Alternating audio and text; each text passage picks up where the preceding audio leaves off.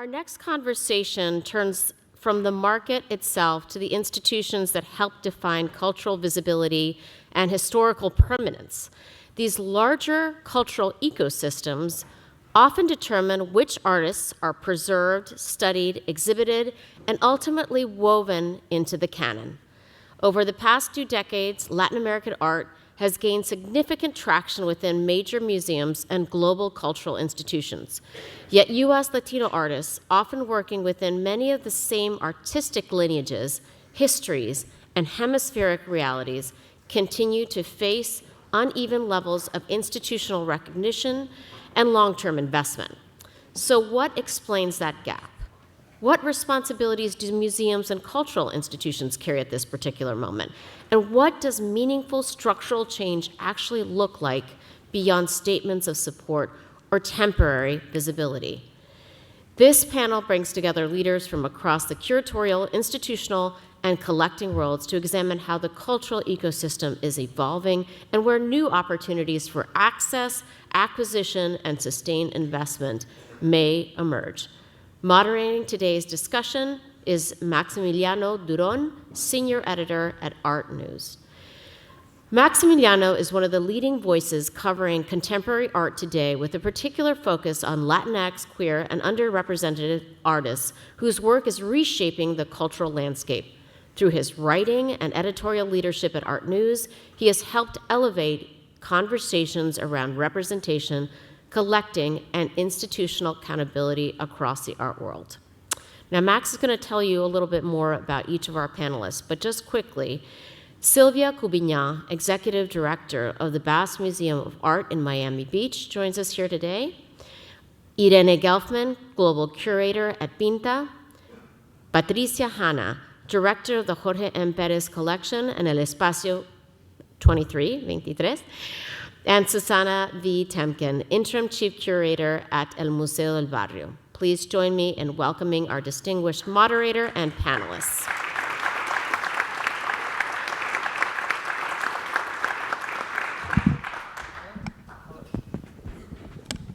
Hello. There we go. Can everyone hear me? All right, perfect. Good afternoon. Thanks so much to El Museo del Barrio and Aspen Conexión for inviting all of us to be here. And for gathering this wonderful half-day symposium on this very important topic. I am going to very quickly introduce my panelists this afternoon. All the way at the end is Sylvia Cubignan, the Executive Director and Chief Curator of the Bass Museum of Art in Miami. In Miami Beach, excuse me. She has been the Executive Director of the Bass Museum since 2008. During her tenure, she has led the museum's transformation into a nationally recognized contemporary art institution, overseeing major capital governance and organizational growth, including a $12 million renovation and expansion, as well as increasing the museum's operating budget 7-fold. Next to her is Irene Gelfman, the Global Curator of Pinta. Irene is a leading Argentine curator, art critic, and cultural manager who specializes in Latin American art. She has a solid academic background in fine arts and curation and has been recognized for her work. She currently serves as global curator at Pinta and working with private collections. To my right is Patricia Hanna, director of the Jorge M. Perez Colección, El Espacio 23. Patricia has been working alongside collector and philanthropist Jorge M. Perez since 2013. She has been instrumental to the growth and development of the Jorge M. Perez collection, working alongside organizations like the Perez Art Museum Miami, the Reina Sofia in Madrid, and Tate Modern London, among other institutions, to develop exhibitions of the collection, establish grants, acquisition funds, and endowing curatorial posts and more. And she has been the founding director of El Espacio 23, which opened in 2019 and serves artists, curators, and the general public with exhibitions, residencies, and other programming. And next to her is Susana V. Temkin, the interim chief curator of El Museo del Barrio. She holds a PhD from the Institute of Fine Arts at New York University, At El Museo, she has curated and co-curated exhibitions that include the museum's 50th anniversary exhibition, Culture and the People, the Estamos Bien La Trienal for 2020-2021, Domestica Next, and Flow States La Trienal 2024, among others.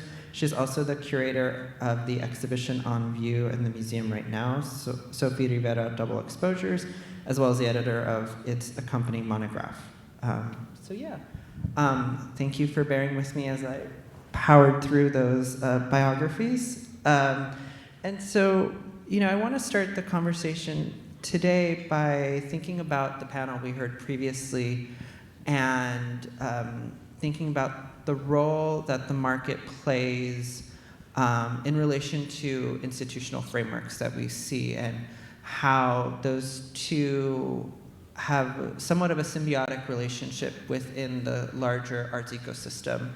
And so I guess my first question for the panel is, how would you characterize the role of museums and other arts institutions in moving toward this greater visibility that we're talking both in the marketplace, both within exhibitions, scholarship? How exactly would you characterize museums' super important role in that? Does anyone want to get us started? Should I be sure. the brave one as hello? Is this on? Let's see. Tap tap. Hello? Okay. I was saying I'll be the brave one on behalf of the host institution. But in terms of visibility, I have to say, you mentioned Max, so I came from an academic background. I like to say I'm a real nerd. I love the archive, but I always really wanted to work in the museum, and I had past museum experiences, or I worked at America's Society. But I have to say that it was only after coming to El Museo del Barrio and really being a part of exhibitions like the Triennale, like the Traveling Zelia Sanchez exhibition that Gabby mentioned earlier, that I realized what a platform El Museo in particular can be for the visibility of Latin American and Latina artists.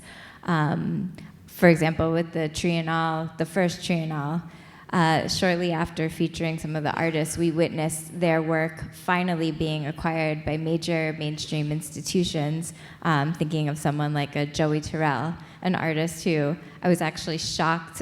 We had a rule that artists to be included in that exhibition could never have shown at El Museo, and I was first shocked that that was true, and then doubly shocked, triply shocked as his work was being introduced to colleagues at some of these major institutions. So I'll just start maybe to open this question is citing the unique position that I think El Museo has had within visibilizing culturally specific artists and realizing what an important tradition that this museum has played for the past almost 6 decades now. This is not something new, as we were saying earlier, but this is really the growth of decades of artistic and curatorial work. I guess I can. Hello? Okay. I want to attest to the work that you're doing, I guess, and the importance of the work questioning visibility, right?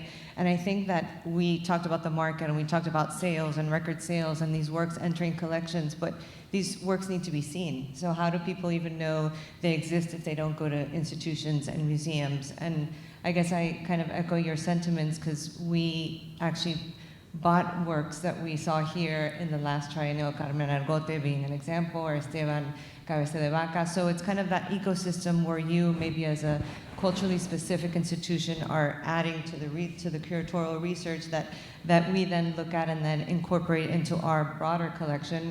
The scope of the Perez collection is beyond Latin American. I would say today it's maybe 30% Latin American, 30% American, probably 20% Africa and its diaspora. So it really is quite diverse. And so we take a little bit of a different approach to visibility.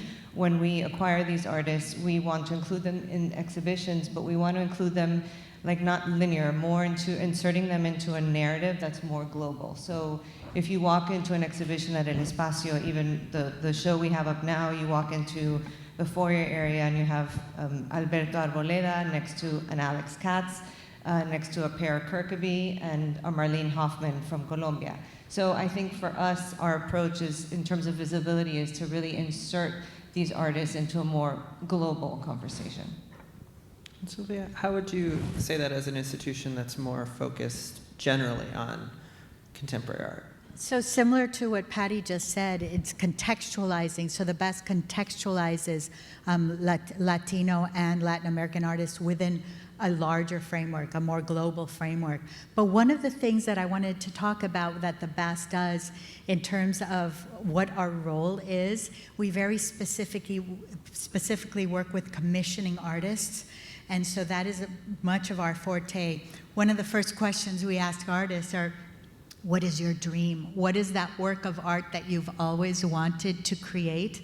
And you need a whole team and funding and everything else, and we can work with you for 2 years to make. And we've had wonderful results, such as an exhibition that we had with Abraham Cruz Villegas that was supposed to be indoors, and COVID hit. And so Abraham said, so why don't we do an exhibition outside? And I said, well, what do you mean an exhibition outside? He said, I want to do a garden. And we worked with him, and we did a garden, and it was a garden with all species from Florida. And wonderful things started happening. Butterflies and bees appeared, and it was sort of more of a performance at the very end. Right now we're working, I think, with 2 or 3 artists in this commissioning mode. So roles are whatever the museum decides their role is in the infrastructure of that sort of scaffolding of the larger art world, and very specifically in the BAS, what's needed in this community. Anita, yeah. How do you approach it from your role at Pinta? Yes. I think museums and cultural institutions play a fundamental role because visibility is not only about exhibit artists, it is about producing knowledge, building narratives, creating archives, and sustain long-term recognition. Institutions help define what becomes part of art history or what remains invisible.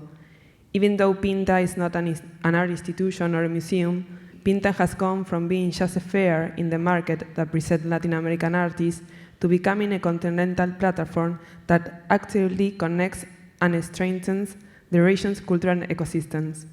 Our main goal is to expand Latin American art worldwide. Our fairs and art weeks are developed in cities where these are not enough, where is not enough exhibition venues, or there is not enough sustainable political or cultural territorial institutions due to the economic and political difficulties of these countries. Pinta plays a very important institutional role in these places. Pinta becomes a meeting point, a place to connect and to reflect. Thus, the last 4 years, we developed a program that works with artists, curators, museums, governments, cultural institutions, and more from within the territory we are hosting.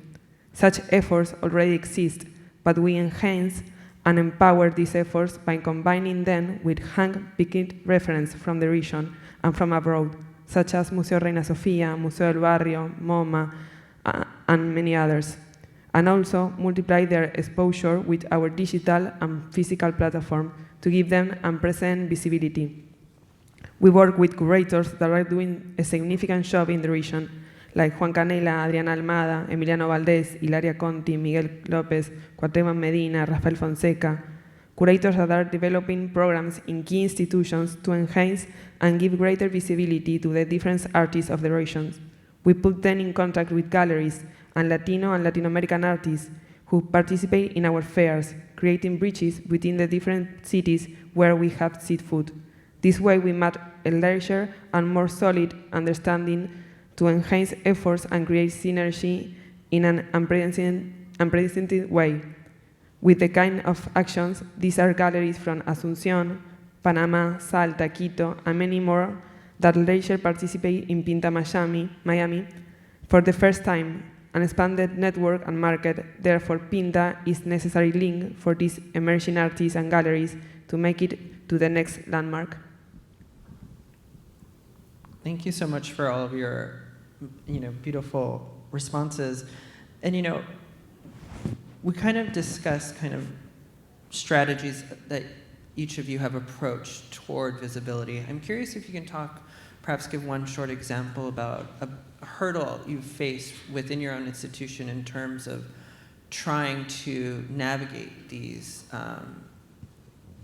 different avenues toward visibility and these different approaches that each of you take. wanted to start? I think a challenge for us is the fact that we are a private collection with a foundation and a public space, maybe not so much of a formal institution, and in a sense we struggle with legitimacy. I don't know if that makes sense, but I think when you see an artwork in a museum, it's almost like it's legitimized, right? It's already it's made it into that space. And I think for us, the biggest challenge, although it's the Perez collection, and Mr. Perez obviously has made a name for himself in philanthropy in Miami and the collection, people come to El Espacio, and I think they encounter artists that they may know very well, but I think the general comment is, I love coming here because I always get to see artists I've never heard of before. And so I think with taking a risk of maybe inserting artists that may be lesser known in exhibitions, I think at the same time, we struggle with maybe people accepting that as an artist they should see, or legitimacy in that sense. We lack that as a formal museum space, if that makes sense. I think that would be our biggest challenge. So you look like you're getting ready to say something. Time. I think time is the biggest challenge for us. I just popped in. I didn't pop into. Nobody pops into the Met, but I went to the Met to see the Raphael show, and I was so jealous. The panel had 100 lenders, art coming from everywhere in the world. I was just imagining, oh my God, they sent a shipper to all these homes and these museums, and they created a crate, and somebody called these people and asked for the loan. I can't imagine being able to work like that. Probably for 6 or 7 years, they worked on that show. We would love to have the time to do a better job with the shows and do more research and, get to see every artist, but you can't. And so a lot of what you do is a little bit sort of, who you hear about, who you encounter, and who talks to you about artists. And, that's not ideal. Just a little anecdote. My colleague Annelies and I always say there's museum years. There's dog years and there's museum years. There's a time warp in the museum world. That's certainly a challenge.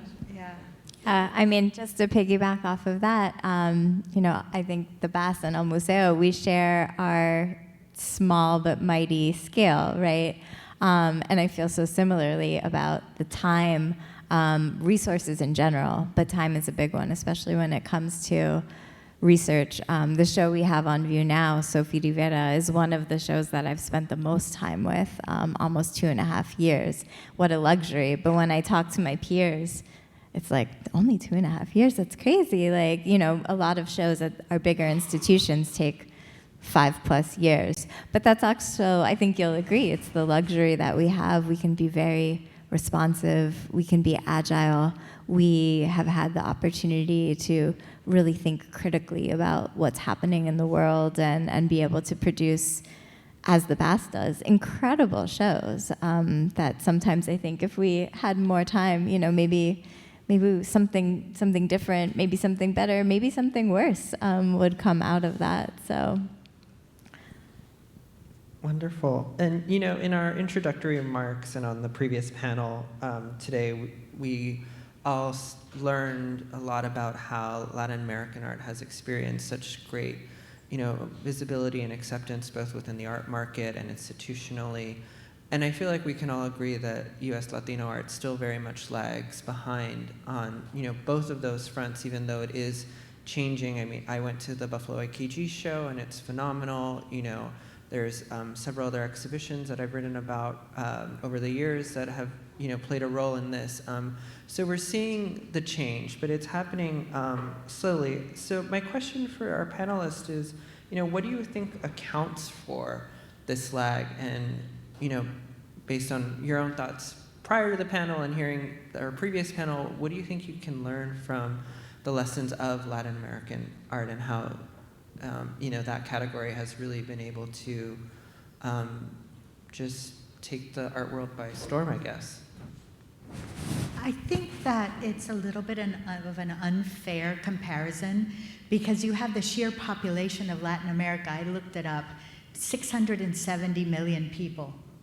And I think there's 68 million Latinos in the United States. That's tenfold.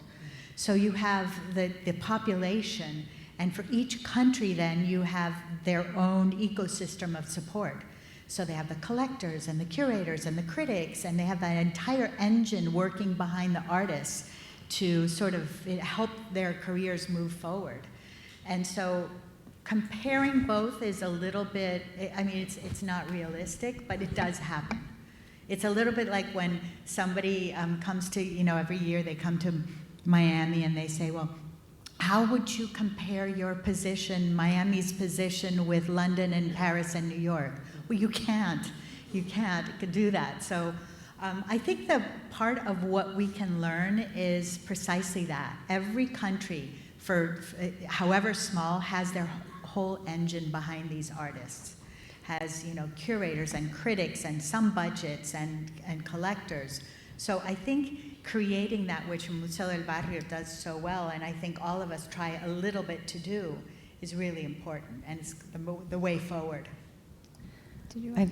I guess maybe I can address it from a collector standpoint and kind of where I see where there's gaps and where that lag may exist. I think, as you mentioned, there is solidarity where collectors are supporting their communities, and we see the importance of, for instance, the Cisneros Institute at MoMA, and now Mario Cadet and the Museo support for the Central American region at Reina Sofia. And so you're seeing the importance of these big philanthropists and collectors supporting their regions by way of institutions or by collecting or by donating. And I think there seems to be a lack of a collector base, maybe also for Latinos in the US. I think that's maybe yet to come. I think it's growing, but I think we have a responsibility, and I could speak on behalf of what we do through the Perez collection. I think, you know, Mr. Perez takes his Latino heritage in the U.S. very seriously, and kind of why he wanted to put the name Perez on the museum. There's no single institution in this country with the majority, you know, Hispanic population with a Latin name. It doesn't exist. Perez is the only one. So I think we also, as Latinos, have a responsibility to kind of join the ecosystem in collecting and donating, and also by donating and supporting in museums. I don't know what the demographics are for your, you know, for your board or for your donors. You know, are they present? Are Latinos present in funding and supporting? You know, I think that's something that needs to be addressed.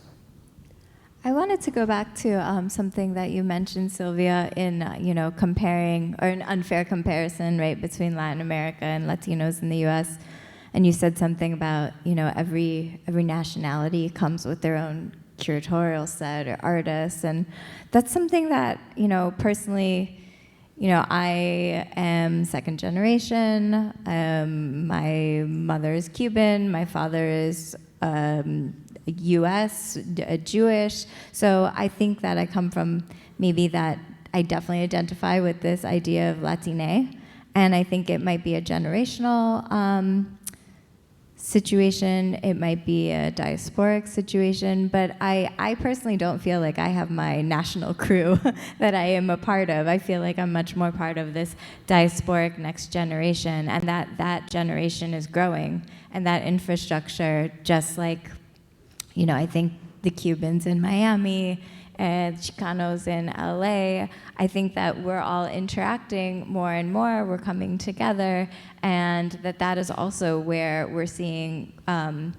growth and also opportunities for the exponential growth that I think you're alluding to, Patty, that, you know, we need to invest in, all of us, from all of our different positions.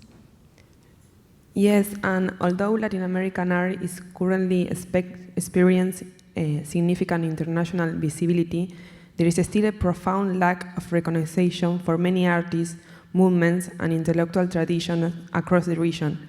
Visibility does not necessarily mean understanding. One of the central challenges today is that we still need to unlearn many of the frameworks through which Latin American has historically been interpreted.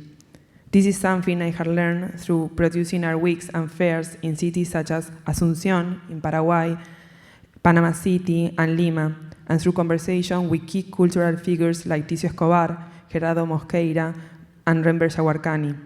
The most important lesson, in my opinion, is the work carried out by art historians, critics, curators, and artists to begin breaking away from the exoticism understanding of Latin American art.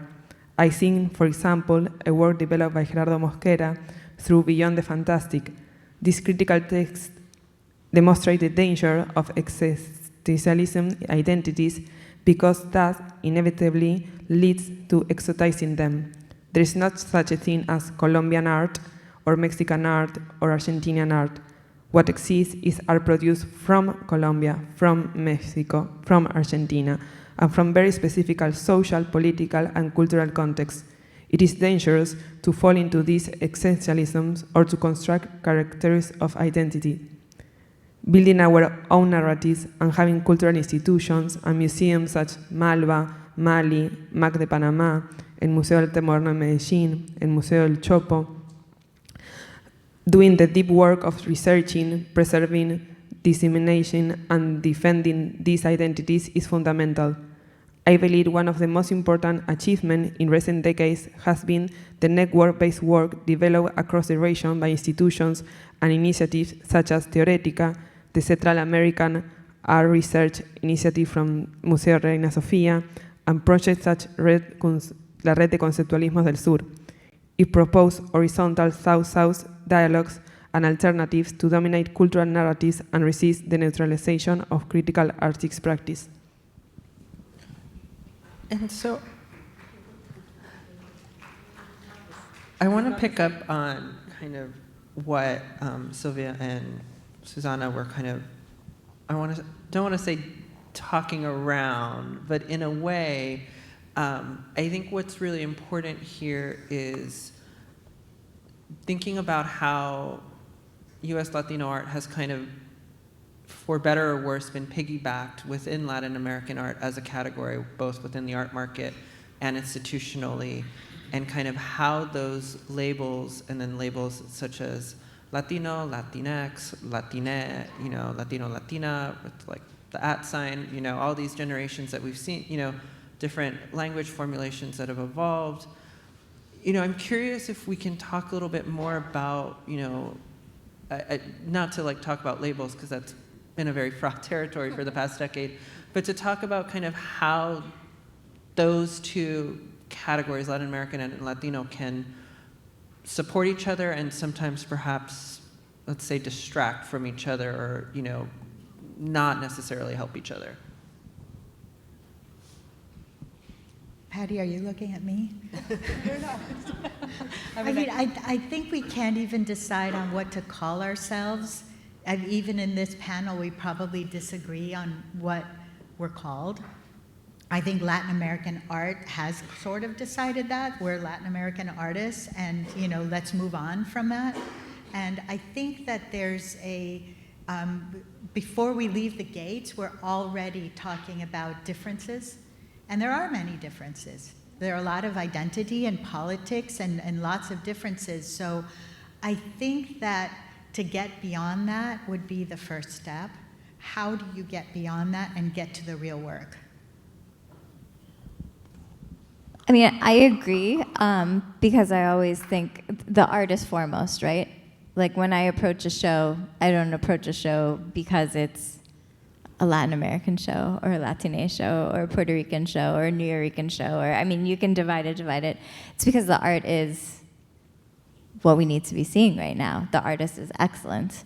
Again, going back to our Triennale, it's always this interesting conversation. Our Triennale is quote unquote different from the Whitney Biennale from Greater New York because we call it the Latine Contemporary Art Platform.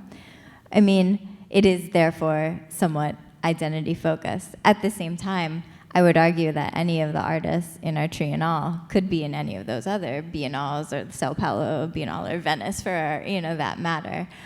So I think I think what you're pointing to is foregrounding the art first. At the same time, this is a conversation around visibility, and while I agree with you, Max, the last thing I want to do is to get mired in those, label, name circulating arguments. It is important to name ourselves and to name identities and to make ourselves present. I mean, that's a very political, embodied act. And again, we can see it in the show that's on view here with Sophie Rivera, where she's, not only foregrounding, she is a Puerto Rican photographer, but she's a photographer, period. She's a woman photographer, but a photographer, period.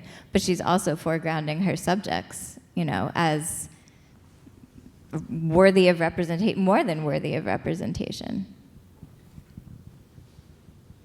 And I'll just add that, La Triennale also, the most recent edition looked also at the connections that some of these artists have with the inclusion of Filipino artists. So I want to commend you for thinking very expansively as to how you can formulate a biennial style exhibition that is identity focused while still thinking how are ways that we are connected to other parts of the world in a way that I found very compelling and forward-looking. Yeah, I just want to add to that because I had just visited the Whitney Biennial and the Untitled America exhibition, and kind of also, should we, are we talking about U.S. Latino, Latin American, but do we also broaden what it is to be American? I mean, the show is called Untitled America after Felix Gonzalez Torres, and he has a beautiful, writing the label as to, what it is to be American. So do we also expand what is, America? And in that show, there's Filipino, there's Afghanistan, there's, Latin America, there's Latino. So it's also kind of where, I guess, the American presence has been felt. And, that's another, I don't have the answer, but I think it was an interesting question to pose. Well, I mean, obviously, we know the Americas are hemispheric, right? So it's hard. I mean, inclusive of Canada, too. So we maybe should look to our northern neighbors. But just to also add a little bit of nuance, and thank you for acknowledging the last Triennale. But I think, to work with artists today, regardless of their background, born in the United States, born in Mexico, born in Puerto Rico, people are moving around the globe. We have conversations with many artists in Berlin, many artists in Mexico City, places where I think that artists are finding, not only an exciting and fertile art world, but opportunities that are not always available to them in the United States. It's something that we're thinking about. What does that mean at a time like this? Not to go to at a time like this, but it is at a time like this. And yeah, I think that's a good segue to think about kind of the differences within the United States in terms of geographical distances of cities and kind of, we think of New York especially, and now for maybe the past decade, people have been paying more attention to LA. I am from LA, so I've always been paying attention to LA, but, and then you have Chicago and Miami and, parts of Texas, some of the biggest cities in Texas. I'm curious if you guys can speak about the ways in which there is a slight geographical difference in terms of the infrastructure present in these cities. I think, especially New York and Miami, since that's where, the majority of you are based. Well, Miami's 70% Latino, so already there's a built-in community. 70%, yeah. And so I was counting, I think there are 2 Latino museum directors, 4 chief curators that are Latino. I'm talking the public museums. I counted, I think, 37 board members amongst all of them. And then the staffs vary between 25%, and the BAS has 68% staff that's Latino. So I think these force and numbers can't be recreated anywhere else. And it has to do, I think, your reality in Miami, you have Latinos at every level of power. So whether it's the mayor or the directors of the foundation, the main foundations, or collectors, and your doctors and dentists and everyone else. So there's very strong voices everywhere, and I don't know how to recreate that anywhere else. You fair to answer, Susanna or Shadi? Well, I mean, I'm kind of laughing because somehow I'm from Miami, so it's funny. I'm representing New York, but I'm still feeling always like from Miami, even though it's been almost 2 decades. I just to go back to I think your framework around regionalism. I mean, I think that is also where there's lots of interesting work to be done. You named the main, quote unquote, main cities. Miami, Los Angeles, New York, of course.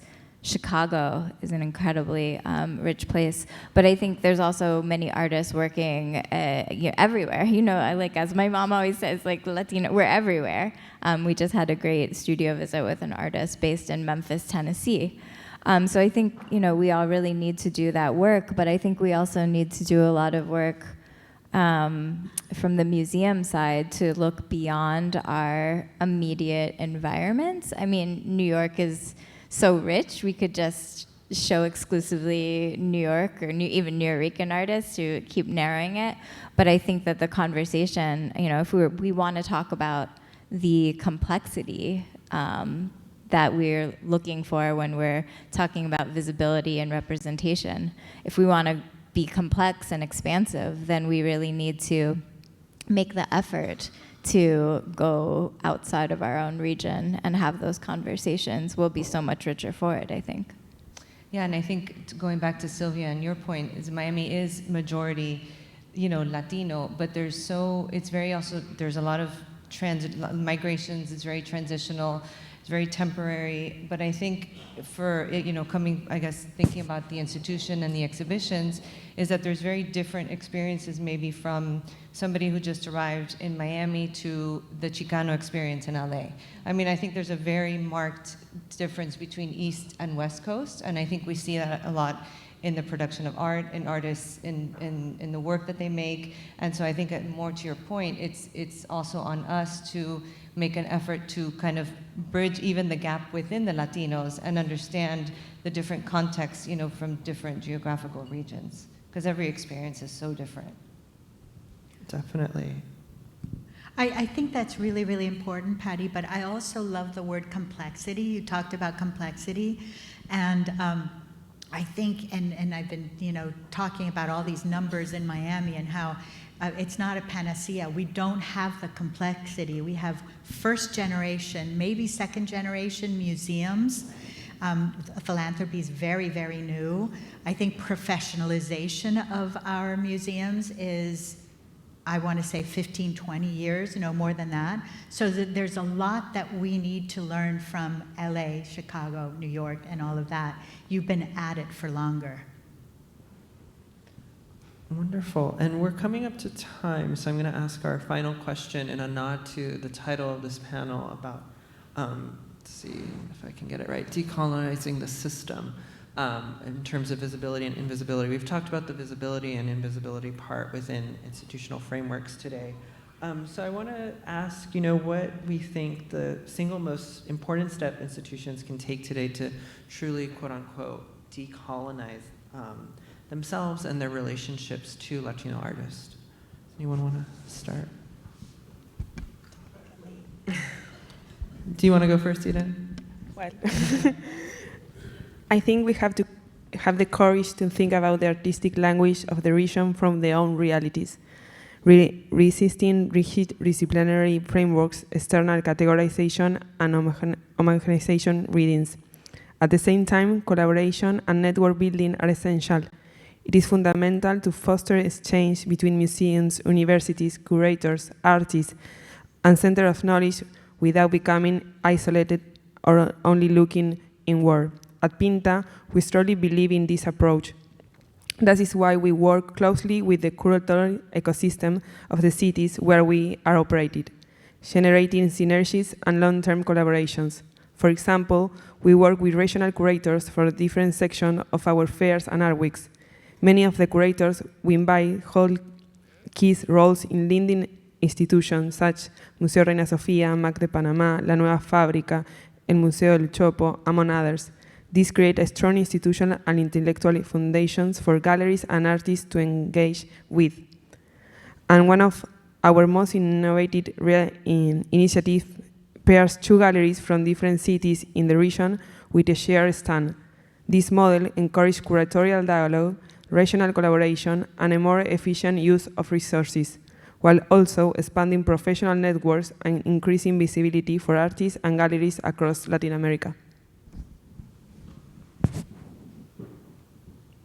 Susanna, I'm going to call on you next. Okay. I mean, when it comes to, well, the decolonization process, I mean, one, I think what you pointed to, Sylvia, like the infrastructure, both what you all enjoy in Miami as far as internally your staff representing a complex Latino population. I think that's something that as generations continue, as we continue to see more Latine professionals within the art field, I feel like we'll continue to see changes. But I also feel like, I mean, decolonization, like, I don't think it ever ends, right? This was built into El Museo's mission in 1969, and like, we are still very much at it, not to say like the larger field as a whole. So I think it goes back to something that Patrick said earlier, which is that it's not, you know, a one-off. It's a really sustained engagement and investment. I think we have to keep on doing what we're doing, right? I mean, I think it's a work in progress, and I guess the key is, right, show the work, do the work, research. I think that's what's most important. Wonderful. I think we'll conclude there then. Thank you so much, everyone, for coming.